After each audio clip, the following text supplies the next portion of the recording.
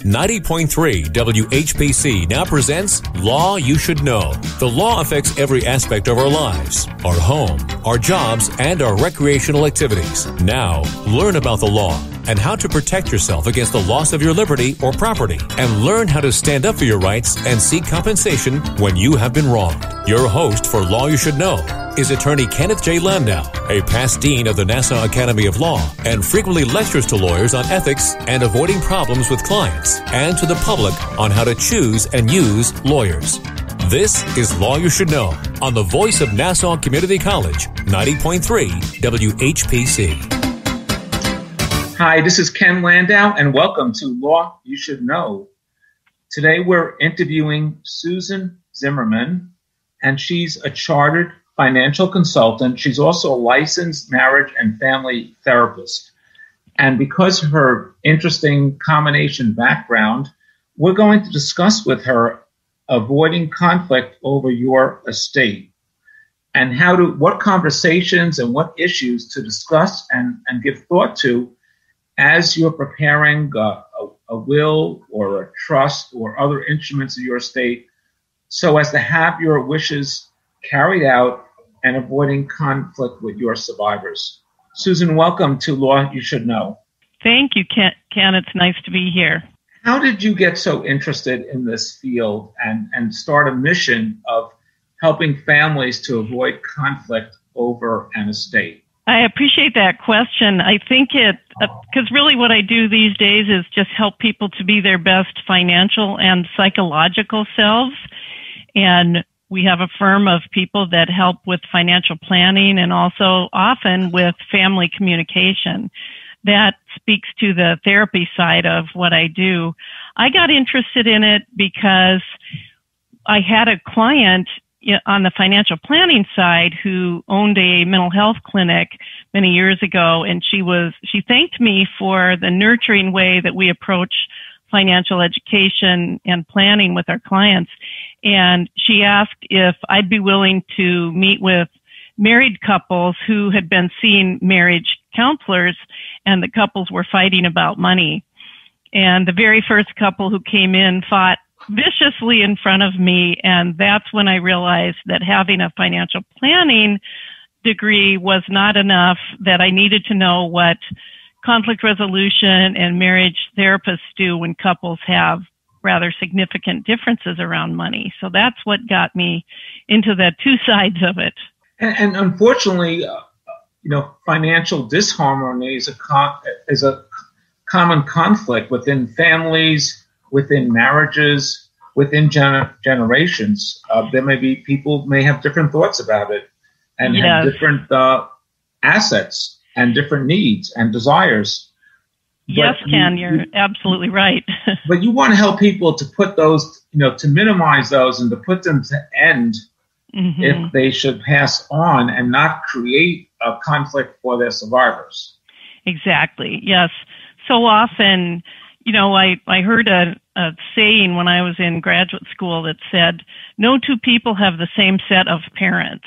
And so even siblings who grew up in the same household with the same exact mother and father might have very different outlooks on money. And so when you're looking at your entire life, the full span of it, one of the best things you can do for your family is to leave a clear and understandable legacy on the financial side. So that is what I talk with people about a lot these days. And one aspect of the planning is control. Is there going to be someone who's named as part of the will, perhaps a friend, a sibling, a relative, a parent as trustee, or someone independent as an attorney, a banker, a financial advisor? But you want someone who's going to carry out your wishes at a minimum charge to your estate, because you want your trust money or your money or property under will to really pass on to your family unencumbered. Sure, exactly. Because there's the financial planning element of it. There's kind of three elements as far as the discussion today. There's the financial planning. There's also the legal planning, which, we as financial planners can't draw up a will. We don't draw up trust. That's what the attorneys do. As a therapist, I also say the third is the therapeutic communication, because since people have different viewpoints and mindsets about money, even if they're all from the same family, it's a discovery process that takes a very genuine standing back and looking at the overall picture and making a decision to engage in respectful communication so that everybody can be essentially on the same page relative to how, in this case, example would be parents, how the parents might leave their estate with children. That's usually the first consideration. And of course, whether there's a need for a trustee or whether you want to have some control over what the child or the beneficiary uses that money for. You may not want it for the latest sports car, but so they can have a house or pay for college or provide for their children.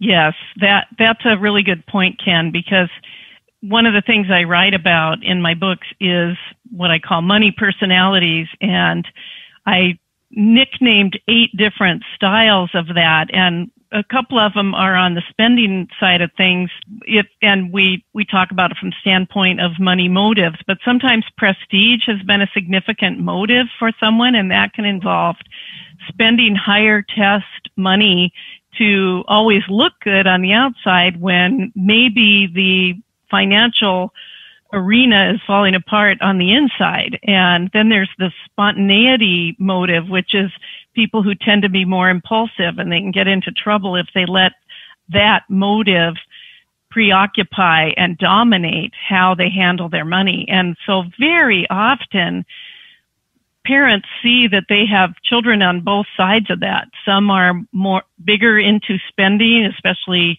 the flashy side of spending, and others are much more controlled, where they would be the growth investor and they want their money to grow, or they're what I call the control people, where their kids they almost could be like the accountants. They're always looking at their balance sheet to see if it's moving in the right direction. So these are things to consider when talking about, especially, let's assume married couples, they're talking about their children and deciding, well, can we just split everything evenly? Would that work out well?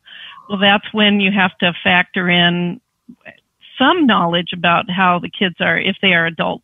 I'm first presuming adult children, where they have some kind of employment, and they can range significantly in whether the income is sizable or very modest. And then the parents sometimes feel a dilemma, understandably so, about whether to divvy things up evenly or not.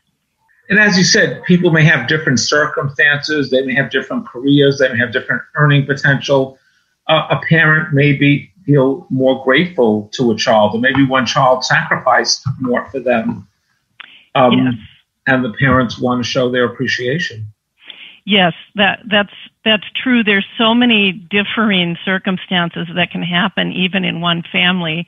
There can be the child who got tremendously excellent grades, and so they had paid scholarships in college, where there's another one who didn't have such stellar grades and, of course, was paying full tuition. And if the parents were paying that, sometimes kids keep a ledger, in their minds. They're aware of when financial gifts have been given. And so it's just a matter of recognizing that equality isn't necessarily the same thing as fairness. So parents of adult children may want things to be equal, but then the fairness question is what gets into the gray area and can be the cause of conflict at times. So what I advocate doing is learning to what I call can-do candor, which is, money is one of those last frontiers that is considered a taboo to talk about. It's private, even within families. And so parents can learn to initiate a conversation with their adult children one at a time to say, we're working on our estate, for example, and we recognize that, of course, you children are not all identical, and we want to do this in a way that's fair. So you can ask an open-ended question, say, how do you feel about doing things equally? Does that seem fair to you? You can start with a presumed question and tell them to be honest and frank with you. And they can also make someone else the bad guy. They can say the financial planner or the lawyer or the accountant suggested different scenarios and arrangements, and I just want to discuss them with you before I make a decision or before I revisit those issues with them. That's such an excellent point, Ken, because we have said that very thing to clients at times, which is, when it's such a new thing to bring financial conversation to a child, we'll say, well, you can always blame us for the questions you're asking because we're trying to get all of these finances in order for you, not only during your life, but after your life has now passed on. And maybe one person has a marriage that's not so stable or a child with special needs. So all these things should be discussed, and then they can be discussed with the financial professional or the lawyer to see how money can be channeled toward that goal or that need. And the financial professional can also help clarify what different money approaches can mean, and also to define what the time value of certain sums of money happens to be, or what the special need, if you do have a special needs grandchild, for example, where there's, various services needed from therapy services to physical therapy to occupational therapy. Some of these special needs children are going to, of course, cost more money than those that are just in mainstream kinds of things. So most families are okay with that if there's a little extra for that. And the child may not be responsible until a certain age. The parent may not be even consider them responsible at that age. So they may have a trustee. It could be a friend, relative, parent, or someone else control the money and give some out for certain purposes or certain intervals, but build some flexibility into that.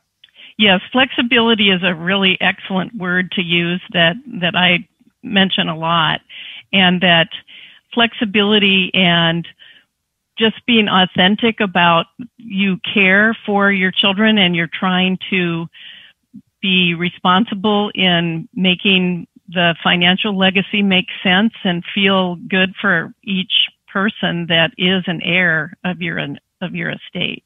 And flexibility is also important in establishing trust or other instruments. You want to make sure it's something, if appropriate, that you can revisit and change if the needs change, if your errors change, if your children change, if your desires change. Certain devices you may lose control over, so you just want to be very careful about that. That's so true, and that's a really great thing that the legal arm of it can take care of, and it's and there are many nice people selling trust seminars out there and a certain type of trust, which may or may not be right for you. I strongly suggest that you discuss those instruments and those tools and the pros and cons with your longstanding lawyer or accountant or financial advisor to just see what options there may be out there and if that's the best option for you. Absolutely. And doing that in way before it's ever becoming an imminent need, where, you don't want it to be when there's been a terminal illness diagnosed and there's this pressure to hurry up and get it done quick before dad dies or quick before mom dies, because then the communication is just more uncomfortable. And also the legality may be uncomfortable, because if you don't have mental ability of your legacy, of your circumstances, you may not be competent. Even if you're alive, you may not be competent to execute these documents and leave it subject to challenge in court. True. Yeah, absolutely. There's so many ways of I call it getting your financial act together. It's really just making sure that at the very least, all of your assets can be looked at in one place, because these days that includes all kinds of passwords, and it's also very electronic now, whereas it used to be the paper files are upstairs in the baby's room, or something like that, or the junk room, and now it's more a mixture of links and passwords and usernames, and that's how it's found. So I'd just like to remind our listeners that we're listening to Susan Zimmerman. She's a chartered financial consultant and also a licensed marriage and family therapist. And we're talking about avoiding conflict over your estate. And she's told us about some of the issues that may come up and ways to have a conversation about them to make sure they will be carried out, and avoiding conflict after you've passed on, because that's the last thing you want. You want the peace of mind of knowing that your wishes will be followed and that you've done the right thing for, let's say, your family. What are some other things that someone can do? What if there are non-monetary things like important archives, dresses, gifts, jewelry? We all have our special pile of things that different people may have different sentimental value about it. Or here in Minnesota, there was a professor that wrote a book called Who Gets Grandma's Yellow Pie Plate? And it's about how physical, tangible items can have very significant sentimental value while not necessarily having significant financial value. And so one of the first things to do is make sure you do have the primary physical, tangible possessions listed in, hopefully, the will that you have. You can have this codicil where every time you purchase something new that has some meaning, you would add it to that. And it's good to ask your kids casually, is there anything sitting around in my house that you care about, that you would like to receive after, I think what happens, I wanted to make this point a couple seconds ago. When you get used to talking about this, your comfort increases surprisingly quickly. And that's one of the therapeutic points I wanted to make, is that at first, the very first time you open the topic, like the one I just mentioned, hey, Susie, that's what my parents called me. Is there anything around here that you care about? Would you take a look and let us know? Because that's one of the things we're starting with. We want to know if we have items that you are interested in. And a lot of times kids will say, yes, it's this, or no, I'm fine if you have thoughts about what you would like to see me have because it fits the way you think about me, then that. And of course, if, say, 3 children all want the same, as in the Minnesota example, they all want the same pie plate that belonged to grandma, then it's, time to have a discussion about, well, we have found out this is a popular item. Let's talk about other things, since this is something that we'll have to figure out who it goes to. And we know of families that will rotate items, and they do it very harmoniously to stay with the harmony theme. And especially when people live in the same town, they can pass it around, or they bring it to their potluck parties, which of course hasn't happened in the last year. But those are things, it's just nice to realize that these kinds of discussions can be open and genuine. It doesn't have to mean conflict. The other point I want to make real quick, Ken, is that a lot of times people have grown up with the idea that if you disagree about something, it's a problem. And as a marriage and family therapist, what I point out to people is, hey, it's totally normal and fine and understandable that people are going to occasionally disagree. It's a matter of figuring out how you're going to resolve it and staying calm and open about it as you work through what to do. Try to make it a little bit fun even. And in the spirit of resolution, is it good to try to resolve these issues, jealousy, someone's mad about something, whether it's involving you or someone else in the family or siblings, is it important to talk about that while you're alive? Would you probably feel better if it's resolved and doesn't continue forever? Absolutely. To the extent possible, without a doubt, Ken, I would say for sure you want to encourage airing the feelings you have. And one of the emotion words that I suggest people use, as opposed to, more heavy emotional words such as betrayal or angst or fury, just use the word frustration and ask the question about, to what extent are you frustrated about this topic that we've brought up? And by the way, I create all kinds of acronyms to help people remember good rules to follow in healthy communication. And so I have this acronym called Tweety, TWEDY, and it's great for practitioners to use too. You might end up using it in your practice. To what extent do you? It's a sentence stem, and fill in the blank. So using Tweety in this example, I would say, to what extent do you feel frustrated about resolving some of the possible conflicts that could exist with our estate distribution? So you would find out how mad they are, and they may replace the word frustration with, well, I'm frustrated, but I'm really kind of mad because Debbie got things, when she was in college that I never got. Or maybe it's a question of love. One person may have felt love. So It's important to air these things because maybe there's a chance to change the balance or to be forgiven or seek forgiveness. Right.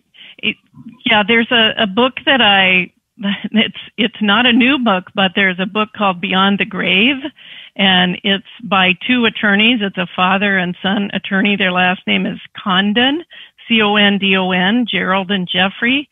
And it's about how conflicts can happen with exactly that, where if parents think a child is needier, they have a physician doctor, for example, and one who teaches primary care or, teaches nursery school.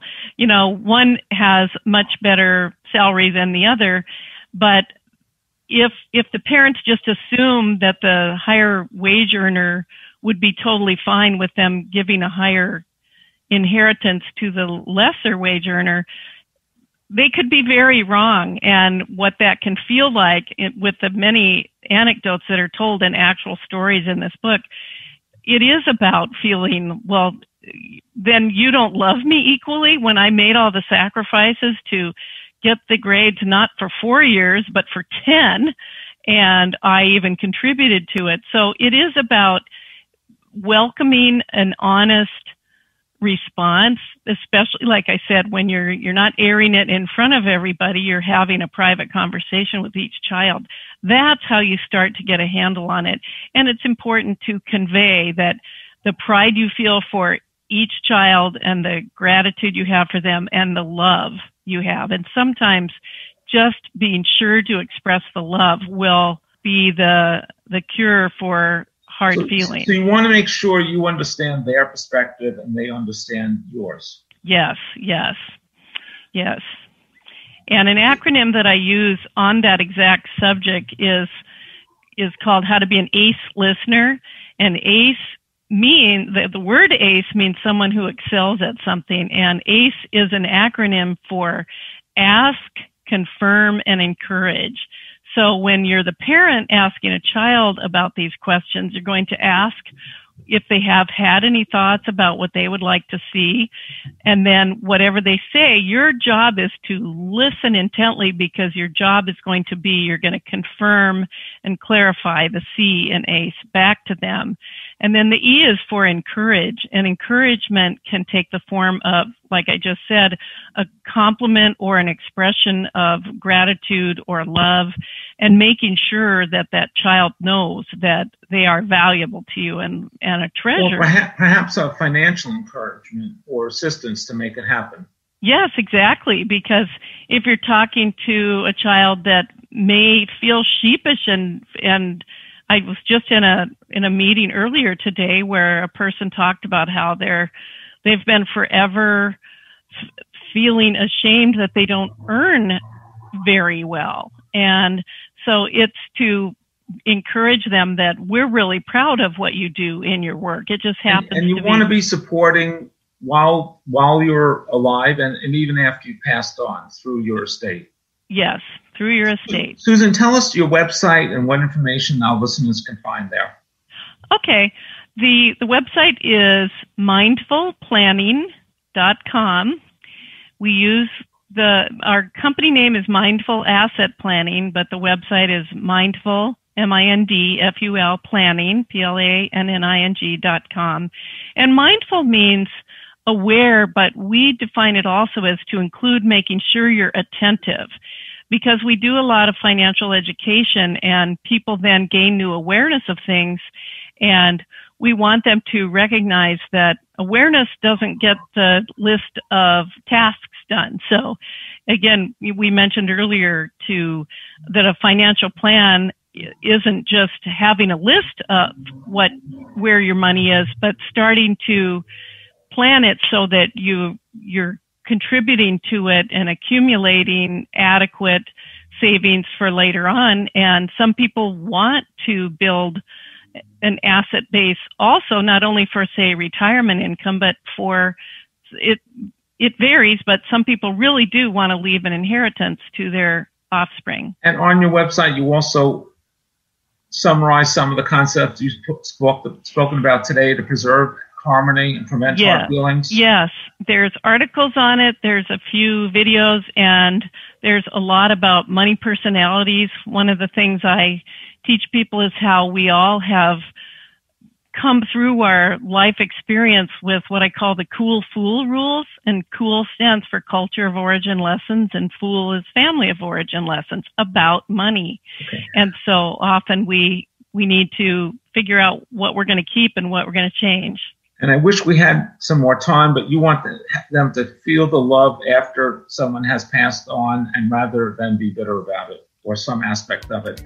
I would like to thank Susan Zimmerman. As you've heard, she's a chartered financial consultant and a licensed marriage and family therapist.